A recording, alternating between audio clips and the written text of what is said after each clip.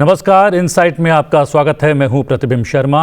आज इनसाइट में राष्ट्रपति द्रौपदी मुर्मू के वक्तव्य को केंद्र में रखकर बात करेंगे राष्ट्र प्रथम शक्ति की।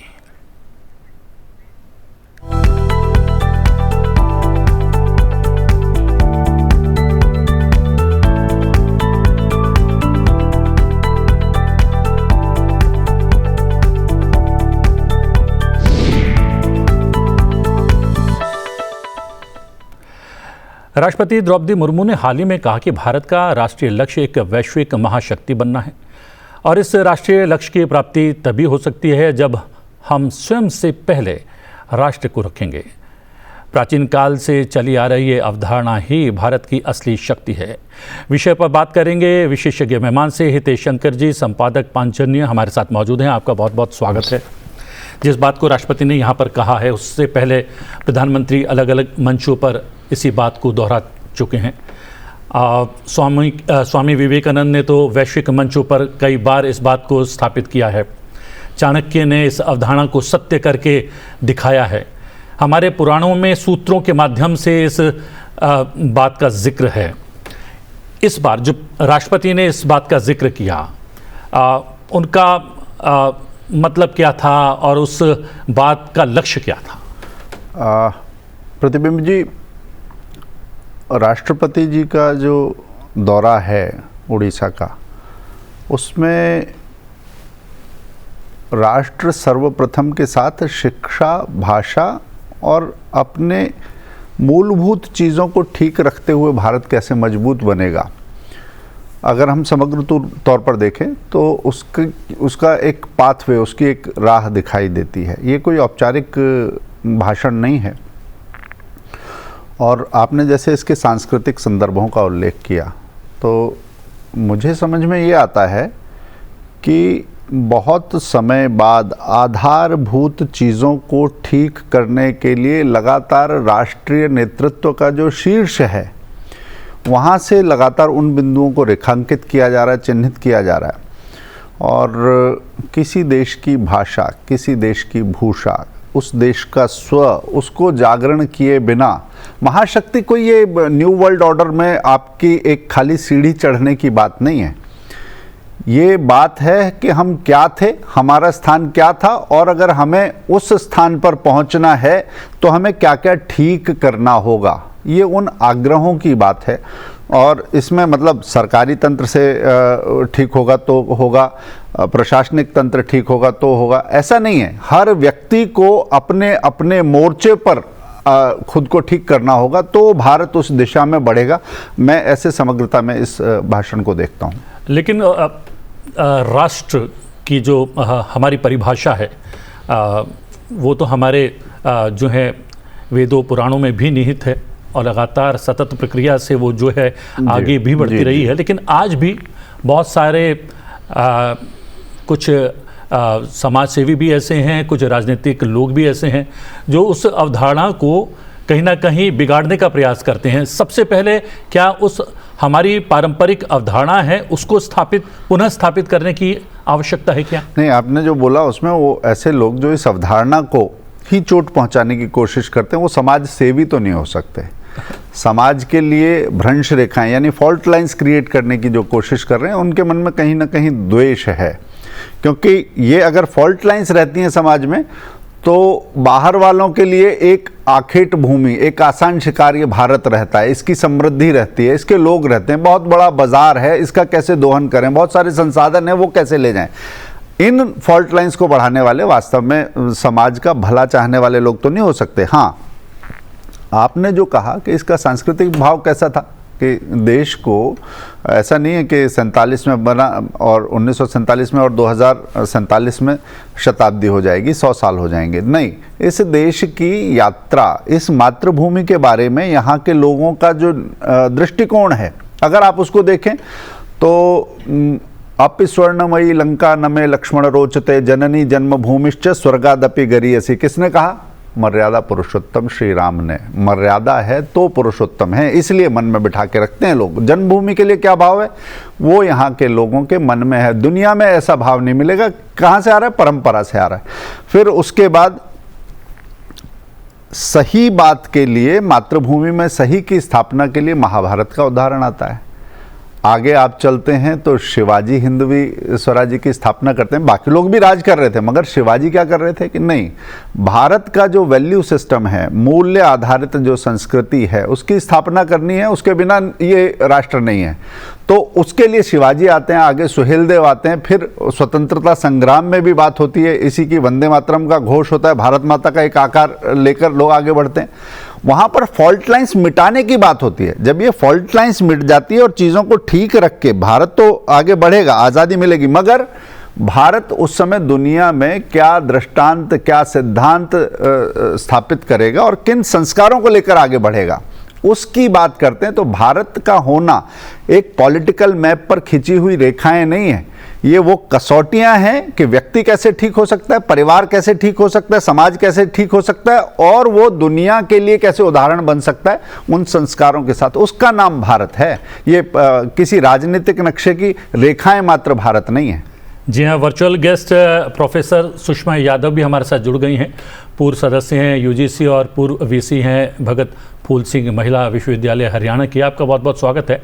संभवतः आप सुन रही होंगी हितेश जी को, जो राष्ट्र की अवधारणा है उसका जिक्र कर रहे थे, और ये भी कहा था कि जो राष्ट्रपति ने कहा है राष्ट्र प्रथम केवल कोई एक राजनीतिक नारा भर नहीं है, बल्कि हर क्षेत्र में, हर चरण में किस प्रकार हमें अपने पर काम करना पड़ेगा, एक नागरिक के तौर पर काम करना पड़ेगा, और राष्ट्र प्रथम की भावना को जो है साथ लेते हुए हमें वर्ष 2047 तक किस तरीके से भारत को विकसित राष्ट्र बनाना होगा, उसका एक कह सकते हैं कि ब्लूप्रिंट, एक खाका अपने वक्तव्य के माध्यम से राष्ट्रपति ने खींचने का प्रयास किया है। क्या आप मानती हैं सुषमा जी?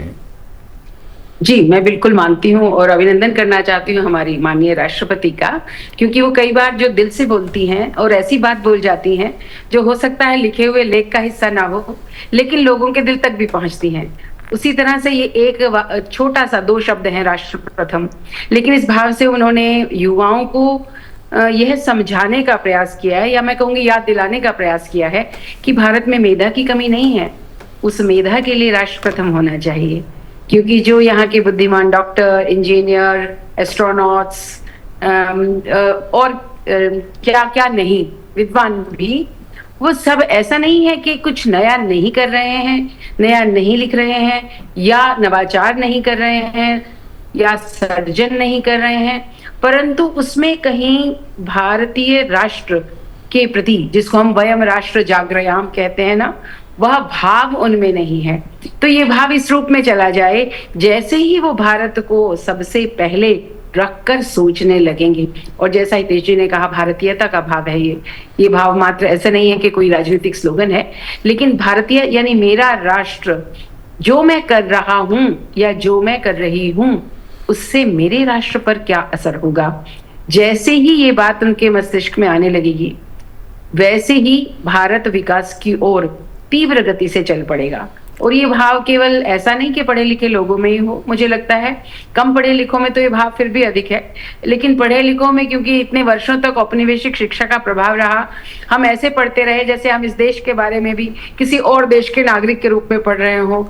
उस भाव को बदलकर इस राष्ट्र को सबसे पहले रखकर, और ये माने कि भारत वो नहीं है जो 1947 में स्वतंत्र हुआ है, भारत वो है जो युगों युगों से हमारे साथ है और जिसने हमें युगों युगों में परिमार्जित किया है और विकसित भी किया है। तो जैसे ही हम वो ये सोचने लगेंगे, हमारी विचार बदल जाएंगे, हमारी कार्यशैली बदल जाएगी, हमारी कार्य क्षमता बदल जाएगी। और इसलिए मैं समझती हूँ कि युवाओं के लिए एक बहुत सुंदर संदेश उन्होंने दिया है कि आप एआई का प्रयोग भी कीजिए, आप नई टेक्नोलॉजी का प्रयोग तो कीजिए और उसी हिसाब से आगे चलिए भी, लेकिन जो भारत के प्रति आपका लगाव होना चाहिए और भारत का जो स्थान आपके मनोमस्तिष्क में होना चाहिए, हृदय में होना चाहिए, वह सदैव प्रथम रहे, तो भारत को विकसित होने से कोई शक्ति रोक नहीं सकती। यह विश्वास भी उन युवाओं में आ जाएगा। हितेश जी, आप ही की बात का समर्थन किया है सुषमा जी ने कि अगर ये मानेंगे कि 1947 में भारत का निर्माण हुआ है, तब हम अपनी संस्कृति से जुड़ नहीं पाएंगे, और जब तक हम अपनी संस्कृति से, संस्कारों से, परंपरा से नहीं जुड़ेंगे, राष्ट्र प्रथम का जो भाव है, जो लगातार प्रधानमंत्री भी जागृत करने का प्रयास कर रहे हैं, न केवल अपने वक्तव्यों से, अपने कार्यों से भी, राष्ट्रपति ने भी इस अवसर का जो है लाभ जो है उठाया है इस बात को प्रेषित करने के लिए। ये भाव जो है लोगों में आना ज़रूरी है कि हम एक पारंपरिक रूप से एक प्राचीन राष्ट्र हैं, एक संस्कृति है, सभ्यता है। हम वर्षों की दास्ता के बाद 1947 में स्वतंत्र हुए हैं, बने नहीं हैं। ये बिल्कुल ठीक बात है। और जैसे राष्ट्रपति जी के बोलने में इसी क्रम में भारतीय भाषाओं की बात आई, और शिक्षा प्रणाली और भारतीय भाषाओं को भी उन्होंने चिन्हित किया कि ये, तो जब राष्ट्रपति ये कह रही हैं तो हमारा ध्यान सहज जाना चाहिए कि ये कितनी गंभीर बात है, कितनी बड़ी बात है। और अभी जब सुषमा जी कह रही थी तो पढ़ने की बात नहीं, ये इस देश को गढ़ने की बात है। इसमें पढ़े अनपढ़ की जो कसौटियां बनाई गई वो कब किसने बनाई, और खुद गांधी जी का एक मुझे संदर्भ याद आता है, गोलमेज सम्मेलन में भी बोला और चैथम हाउस में भी लंदन में जो उनका प्रसिद्ध व्याख्यान था, जिसमें उन्होंने भारतीय ज्ञान परंपरा की, शिक्षा व्यवस्था की तुलना एक बहुत सुंदर पेड़ से की। There was a beautiful tree of indigenous knowledge system, education system which was cut by Britishers, है ना। जब उसकी बात उन्होंने की कि ये एक बहुत सुंदर वृक्ष जैसा था जिसको काटने का काम उपनिवेशवादी शक्तियों ने किया, ब्रिटिशर्स ने किया। तो इस पर एक बड़ा शोध किया धर्मपाल जी ने, और धर्मपाल जी ने बताया कि कुछ लोग ये बताने की कोशिश की नहीं, हमने डिग्री देना शुरू किया है तो भारत ने पढ़ना शुरू किया। भारत को इससे पहले नहीं पता था कुछ भी। मद्रास प्रेसिडेंसी, पंजाब के क्षेत्र, मुंबई के क्षेत्र, उस सब का जब अध्ययन किया तो पता चला कि साक्षरता की दर, गुरुकुलों की स्थिति पहले ज़्यादा बेहतर थी। लोगों को अलग थलग करना, काटना, पढ़े अनपढ़ में बांटना, जाति वर्गों में भेद स्टैब्लिश करना, ये काम भी एक औपनिवेशिक षड्यंत्र का हिस्सा था। वरना आपने जो सिखाया उससे बेहतर भारत सिखाने की स्थिति में था, और उसका एक प्रतिफल भी था कि आप आकृष्ट होकर यहाँ पर क्यों आए थे, क्योंकि जिसे केप ऑफ गुड होप कहते हैं, यानी एक ऐसा रास्ता जहां से उम्मीद जगती है। वो रास्ता जाता कहाँ था? वो मोजाम्बिक से चलिए, आप कहीं से चलिए, आप वो रास्ता भारत की तरफ जाता था, और उस रास्ते से आने पर आपको समृद्धि भी मिलती थी, ज्ञान भी मिलता था, यहाँ के लोग संतोष से भी थे। मगर इस लूट को एक आवरण से ढकने के लिए औपनिवेशिक शक्तियों ने ये किया कि नहीं, हम चीज़ें सिखाएंगे, और ये देश नहीं है, ये बटा हुआ है। ये सारा एक कुचक्र चला, लंबे समय चला। मगर मुझे लगता है कि आज प्रधानमंत्री जी, राष्ट्रपति जी, और इस सबसे बढ़कर एक चीज़ अगर कहूँ कि दुनिया का सबसे अनूठा अगर संगठन कहते हैं राष्ट्रीय स्वयंसेवक संघ, जो खुद इस समय पर शताब्दी वर्ष में है, ये राष्ट्र क्या है, इसके लिए कर्तव्य क्या है, ये कैसे हम इसे आगे ले जा सकते हैं, उसके लिए जो पंच परिवर्तन की अवधारणा है, उसमें आप कसौटियां देखिए। जो आप बात कर रहे हैं उन्हीं सब पर एम्फेसाइज करने की बात, उन्हीं पर जोर डालने की बात, और आपको प्रधानमंत्री जी के बोलने में भी वो सुनाई देती हैं, और यहाँ समाज में भी उसका जन जागरण और चेतना का काम चल रहा है। उसमें आप देखेंगे तो एक अपनी, हम स्वाधीन हुए, मगर स्वतंत्रता का अर्थ क्या है, विभाजन की विभीषिका कैसी थी, इनको समझने की एक आप कहें कि उपक्रम चल पड़ा है। उसके साथ चला है कि समाज में भेद कैसे मिटेंगे, तो समरसता का एक विषय चला है। परिवारों को ठीक रखने की बात हर मंच से हो रही है कि अगर आप परिवारों को ठीक रखेंगे, सीख समझ सही रखेंगे, जिसे कुटुंब प्रबोधन भी कहते हैं। फिर उसके बाद आता है कि ये पर्यावरण, सब चीज़ें सही रहेंगी, मगर पर्यावरण खराब हो गया तो भारत ठीक नहीं रहेगा। भारत इस मामले में दुनिया के लिए मिसाल बन सकता है। फिर सारी बातों की एक कुंजी कि हम बाकियों को टोकते हैं, बाकियों को रोकते हैं, मगर हमारे नागरिक कर्तव्य क्या हैं? हम क्या अधिकारों की इज्जत पाले बैठे रहेंगे? तो उन नागरिक कर्तव्यों के लिए भी एक चेतना का दौर शुरू हुआ है, और ये सारे संकेत उसी दिशा में है जो महामहिम राष्ट्रपति जी कह रही हैं कि राष्ट्र सर्वोपरि भी बनना है, और राष्ट्र को विश्व में अपना जो गौरव और स्थान प्राप्त करना है, उसके लिए हम सबको जागना भी है, सचेष्ट भी होना है। तो ये सारी चीज़ें मुझे तो जुड़ी हुई दिखाई देती हैं। सुषमा जी, जो बात यहाँ पर कही जा रही है हितेश जी के द्वारा, आरएसएस नाम के संगठन की नींव ही इस आधार पर रखी गई थी। डॉक्टर हेडगेवार का ये मानना था कि बार बार आतताई आते हैं और भारत को पराधीन बना देते हैं। तो उनका ये कहना था कि जब तक हम राष्ट्र प्रथम नहीं रखेंगे तब तक आतताई आते रहेंगे और हमें बार बार जो है पराजित करते रहेंगे और पराधीन भी बनाते रहेंगे। वहीं से एक विचार आया, वो विचार जो है आज वही विचार क्या फलीभूत हो रहा है, विस्तार पा रहा है, इसलिए ये बातें सामने आ रही हैं। क्या आपको लगता है चाहे राष्ट्रपति हों, प्रधानमंत्री हों, इसलिए अलग अलग मंच से ये बातें सामने आ रही हैं राष्ट्र प्रथम की? जी, मैं समझती हूँ बहुत सारी दुर्घटनाओं के साथ एक जो सुंदर घटना घटी थी भारत के साथ, वो राष्ट्रीय स्वयंसेवक संघ की स्थापना थी। और उसी कारण जो राष्ट्र प्रथम की भाव, उनमें तो जो भी राष्ट्रीय स्वयंसेवक संघ को थोड़ा समीप से जानता है, वो जानता है कि उनके लिए राष्ट्र प्रथम भाव ही केंद्रीय भाव है और उसीलिए वह आरंभ हुआ, उसीलिए वह चलता रहा। और ये बहुत ही गौरव और प्रसन्नता की बात है देश के लिए कि राष्ट्रीय स्वयंसेवक संघ इस समय हमारा मूल विचार देने वाला संगठन भी है। जो राष्ट्रीय स्वयंसेवक संघ ने कहा वह भाव सब में आ जाए। कुछ विद्यालयों में आया है, कुछ पुस्तकों में आया है, कुछ संगठनों में आया है, लेकिन पूरे समाज में, पूरे राष्ट्र में, सभी वर्गों में भाव आए। और यहाँ मैं बताना चाहती हूँ, जो महामहिम राष्ट्रपति जी ने कहा वही भाव हम शिक्षा क्षेत्र में लाने का प्रयास कर रहे हैं। यूनिवर्सिटी ग्रांट्स कमीशन, विश्वविद्यालय अनुदान आयोग अब एक मॉडल करिकुलम बना रहा है जो सभी विश्वविद्यालयों के लिए उपलब्ध होगा।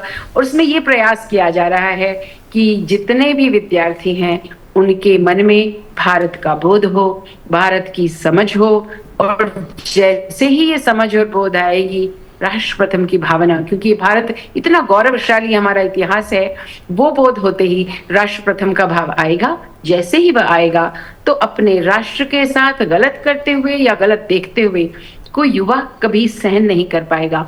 ऐसे ही युवाओं की इस देश को आवश्यकता है। और मैं समझती हूँ आपका आज का कार्यक्रम भी और महामहिम राष्ट्रपति जी द्वारा कहा गया ये वाक्य केवल टेक्नोलॉजी के बारे में नहीं है, केवल किसी एक विधा के बारे में भी नहीं है, बल्कि संपूर्ण विश्व को एक संदेश है कि भारत विकसित होने की दिशा में है। और जैसे ही हमारे युवाओं और समाज के मन में यह भाव आएगा कि यह राष्ट्र किसी और का नहीं, हमारा है। जब हम यातायात की बात करते हैं, जब हम नैतिकता की बात करते हैं, जब स्वच्छता की बात करते हैं, उसको अगर हम पाठ्य पुस्तक का रूप दे भी देते हैं, सिलेबस में समाहित भी कर देते हैं, तो लोगों को लगता है कि शायद ये किताबी बातें हैं, सिर्फ पढ़ने के लिए ही हैं। वो जीवन का अंग बने इस संदर्भ में, क्योंकि भारत को विकसित राष्ट्र बनना है, उसके लिए क्या कुछ करना होगा? देखिए, मुझे तो एक अटल जी की पंक्ति याद आती है। अटल जी ने जो कहते हैं ना कि बूंद बूंद से ही सागर बनता है। सारे नागरिकों को अगर ये बात समझ में आए तो उन्होंने कहा था, मैं एक बिंदु परिपूर्ण सिंधु। उसके आगे वो इस संस्कृति की बात करते हैं कि जो मुझ में है वही तुझ में है, वही इस समाज में है। वो रिफ्लेक्शन कैसे होगा? अगर वो बूंद ठीक होगी तो पूरा समुद्र ठीक होगा। वहीं पर ये भारत किन कसौटियों को, किन संस्कारों को लेकर चला था, ये 1947 की बात नहीं है, ये एक फ्रीडम एट मिडनाइट की बात नहीं है, एक कोई घटना नहीं है, एक यात्रा है, भारत की सांस्कृतिक यात्रा है। और इसलिए दुनिया के लिए, पूरे विश्व के लिए अगर उदाहरण बनना है तो उस यात्रा की जो टीस है वो भी, और इस यात्रा की जो सीख है वो भी, दोनों चीज़ें आएंगी कि व्यक्ति कैसे गढ़ा जाता है, परिवार के मूल्य क्या होते हैं, फिर समाज कैसे बनता है। वो समाज एक राष्ट्र का निर्माण करता है जिसमें बाकियों के लिए कलुष नहीं होता, प्रतिस्पर्धा में दूसरे को मार ही नहीं दिया जाता, सिर्फ अपने बारे में विचार नहीं किया जाता। और ये आपको एक नेशनल कैरेक्टर भी दिखाई देता है और वही कैरेक्टर जो है वो व्यक्ति के जीवन में भी रिफ्लेक्ट होता है, वो वैसा ही दिखाई देता है। तो बूंद भी वैसी है जैसा पूरा समाज है। तो इस आज की दुनिया में अगर उस कड़वाहट को, उस खारेपन को, उस तीखेपन को ख़त्म करना है तो वो मिठास का स्रोत जो है, जो झरना सांस्कृतिक का है, वो भारत की मुझे लगता है सांस्कृतिक चेतना से निकलता है। सुषमा जी, राष्ट्र प्रथम कहना, सुनना, पढ़ना, पढ़ाना महत्वपूर्ण है, लेकिन पूर्ण नहीं है। पूर्ण तब होता है जब आप एक्शन करके दिखाते हैं। और प्रधानमंत्री नरेंद्र मोदी जब भी कोई विषय उठाते हैं राष्ट्र के संदर्भ में, राष्ट्र को विकसित बनाने के संदर्भ में, वो स्वयं करके दिखाते हैं। शायद इसलिए ज़्यादा असर होता है और इसकी संभावनाएं भी अब दिखने लगी हैं। बिल्कुल दिखने लगी हैं, और मुझे लगता है हम सबको पहले ये संजोना होगा, तभी हम दूसरों को कह सकते हैं ये भाव संजोएं। और जो पंडित दीनदयाल उपाध्याय जी के शब्द थे कि व्यष्टि से समष्टि की ओर चलना है, और ये पूरा का पूरा जो समाज है ये एक शरीर के रूप में है। सावयव सिद्धांत उन्होंने बहुत सुंदर दिया था, किसी का भी दर्द मुझे महसूस हो क्योंकि वो दर्द मेरे ही शरीर का है। तो राष्ट्र में किसी को भी कोई कष्ट है, वो कष्ट हम सबका है, ये मानकर चलें। और जब चिति का भाव उसमें से निकल कर आएगा, वही राष्ट्र प्रथम का भाव है कि हम सब की चिति एक हो, हम सबके भाव एक हों, हम सबके आदर्श एक हों, हम सबके जो स्वरूप और मार्ग हैं वो भी एक दिशा की ओर चलें। वह दिशा राष्ट्र प्रथम की है। यानी मैं जब पढ़ाती हूँ या मैं जब लिखती हूँ या कोई डॉक्टर जब सर्जरी करता है या किसी पेशेंट को देखता है, कोई इंजीनियर जब पुल बनाता है, तो ये ध्यान रखता है कि ये मेरे ही नागरिकों के लिए है, ये मेरे ही राष्ट्रवासियों के लिए है। और राष्ट्रवासी यहाँ किस रूप में बने हैं? एक हमारी ही संस्कृति है जो यह अनुमति देती है कि मैं कह सकूं अहम ब्रह्मास्मि, और किसी संस्कृति में हमें ऐसा वाक्य नहीं मिलता। और ये भी कह सके कि तत्त्वमसि। तो हम दोनों आत्मज हैं, आत्मा से बंधे हुए हैं, और इस राष्ट्र के नागरिक के रूप में भी यही भाव जब आता है, तब चिति का विराट स्वरूप, जैसा आपने कहा, मैं पूरी तरह उससे सहमत हूं कि यह हम जीवन जिए तभी हम दूसरों को जीवन का वह आदर्श दे पाएंगे कि राष्ट्र हमारे लिए क्यों प्रथम है और क्यों प्रथम होना चाहिए। फिर भी मैं समझती हूँ कि परिवार के बाद विद्यालयों, महाविद्यालयों और विश्वविद्यालयों की भूमिका इसमें सबसे महत्वपूर्ण है, क्योंकि एक भाव वो परिवार से सीखते हैं, लेकिन उस भाव का जो स्वरूप बनता है असली, और वो भाव जो विकसित होता है, वह जाकर के हमारे इन शिक्षा के, विद्या के प्रांगणों में ही होता है। इसलिए सभी शिक्षकों से मैं यहाँ आपके माध्यम से ये आग्रह करती हूँ, मेरे साथी हैं सब, कि यह भाव हम संजोएं। और इसीलिए युवा कभी सड़क पर हमें ऐसा ना दिखे जैसा वह औपनिवेशिक शासन में या विदेशी शासन में निकलता था। गलत तो वो तब भी था क्योंकि हमारी ही संपत्ति थी, सार्वजनिक संपत्ति, तो लेकिन कम से कम शासन कोई और था। अब हमारा शासन है, और उस शासन में भी यदि हम ये भाव नहीं समझेंगे तो फिर राष्ट्र कैसे 5 ट्रिलियन इकोनॉमी या उससे आगे जाएगा। और मैं समझती हूँ हम तीसरा चौथा क्यों, हम प्रथम स्थान पर जाने का प्रयास करें। आने वाला भविष्य हमारा है, युवा हमारे साथ हैं। यहाँ पर अभिभावकों का, घरों का, उनका क्या रोल, क्या भूमिका देखते हैं आप? देखिए, अगर आपने कुटुंब का जिक्र किया, इसलिए मैं इसलिए ये बात कहता हूँ, और इसको समझने के हिसाब से राष्ट्र कैसे बनता है, वो कोई एक प्रशासनिक ढांचा नहीं है, कोई सिर्फ अकादमिक रूप से व्याख्यायित करने वाला कोई फ्रेमवर्क नहीं है, वो आपसे हमसे बनता है।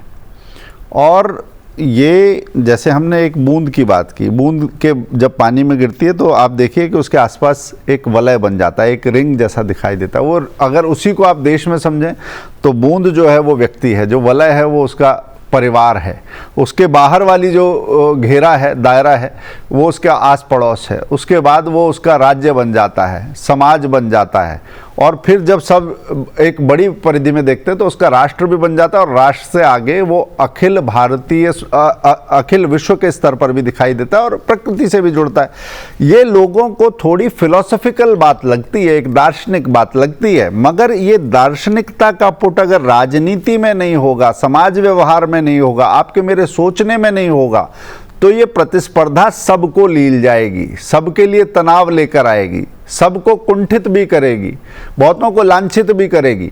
इसलिए भारत ने कहा कि ये थोड़ी सी दार्शनिकता, ये थोड़ी सी समझ बढ़ाने की ज़रूरत है कि खुद को ठीक रखना, परिवार को ठीक रखना, समाज में गलत हो रहा है तो कानून से ही नहीं, उसके साथ नैतिकता की भी आवश्यकता है। ये सारे सबक जो हैं ये संस्कृति से लेकर भारत आगे आया है। जब ये कहा कि यूनान, मिस्र, रोमा सब मिट गए जहाँ से, तो बाकी मिट गए और हम टिक गए। तो मिटने के कारण तो बहुत सारे रहे होंगे, मगर टिकने की जो सीख है उसमें यही बात है कि बाकियों के लिए द्वेष नहीं पालते मगर गलत को सहते भी नहीं हैं। ये दो चीज़ों को ठीक करते हुए भारतीय ज्ञान परंपरा ऐसी है। और जो हम भाषाओं की बात कर रहे थे, संस्कृत और तमिल विश्व की सबसे पुरानी भाषाओं में है। संस्कृत के ग्रंथों की बात करते हैं मगर तमिल में तिरुक्कुरल जो है वो नैतिकता का आधार ग्रंथ आप कह सकते हो पूरे विश्व के लिए। कानून आप बनाएं मगर ये समाज में जो आंख की शर्म है, जो समाज में करणीय और अकरणीय की बातें हैं, जिसके लिए दंड नहीं है मगर उसकी एक सामाजिक समझ है कि ऐसा होना चाहिए, ऐसा नहीं होना चाहिए, वो कौन लेकर आ रहा था? मॉडर्न कॉन्स्टिट्यूशंस तो दुनिया ने बाद में अंगीकार किए हैं, मगर उससे पहले से कि जब छापे खाने की खोज नहीं हुई थी, जब प्रेस की खोज नहीं हुई थी, जब किताबें नहीं छपती थी, तब कैसे चलता था समाज? इसी सीख से समाज चलता था, इसी संस्कार से चलता था। तो भारत को अगर सर्वोपरि बनाना है तो सांस्कृतिक सीखों को एक तरफ रख के और केवल औपनिवेशिकता के दर्द टीस या अध्यायों को याद करते हुए आगे नहीं बढ़ा जा सकता। आज के वैश्विक मंचों में, जिसमें अलग एक तरफ नाटो अलग दिखाई देता है और एक तरफ बाकी मंच और दिखाई देते हैं, खाली इस तरह की प्रतिस्पर्धा और खांचों में बांट के दुनिया को देखेंगे तो नहीं चलेगा। मगर सांस्कृतिक रूप से भारत जिस यात्रा से गुजर कर आ रहा है, जो चीज़ें देख कर आ रहा है और जो सारी इस सब के बीच में बहुत उत्थान और पतन के बीच में भी जो टिकी रही है यात्रा, उसके सबक तो खाली भारत के लिए नहीं पूरी दुनिया के लिए। और जो लेकर आएगा वो ठीक है, उसका ये तय है कि उसका स्थान शीर्ष पर है, उसका अग्रणी जाना, आगे जाना उसका तय है। और हमारी अपनी संस्कृति को समझकर अपनी परंपराओं का निर्वाह करते हुए हमें आगे बढ़ना होगा। और कहीं ना कहीं छोटी छोटी चीज़ें जो हमें लगता है कि किताबी बातें हैं, किताबी ज्ञान है, वो किताबी बातें किताबी ज्ञान नहीं है, बल्कि हमें उस रूप में आगे बढ़ाने का प्रयास भी है, चाहे वो ट्रैफिक के नियम का पालन हो, चाहे अपनी भाषा को जो है प्रस्तावित करने की बात हो, या फिर अपनी संस्कृति पर जो है कहीं ना कहीं अभिमान हो। ये सब बातें लेकर अगर हम आगे चलेंगे तो जो राष्ट्रपति ने कहा और जो प्रधानमंत्री लगातार अलग अलग मंचों से कहते आए हैं वो स्थापित होगा और भारत वर्ष 2047 तक विकसित राष्ट्र के रूप में सामने आएगा। आपका बहुत बहुत धन्यवाद, आपने बहुत सारे बिंदु पर प्रकाश डाला। सुषमा जी, आप भी थोड़ा सा लेट जुड़ी लेकिन बहुत महत्वपूर्ण चर्चा हुई आपके साथ भी, आपका भी बहुत बहुत धन्यवाद। इनसाइट में आज के लिए इतना ही। इनसाइट में आपसे फिर भेंट होगी। फिलहाल मुझे आज्ञा दीजिए, लेकिन देखते रहिए संसद टीवी। नमस्कार।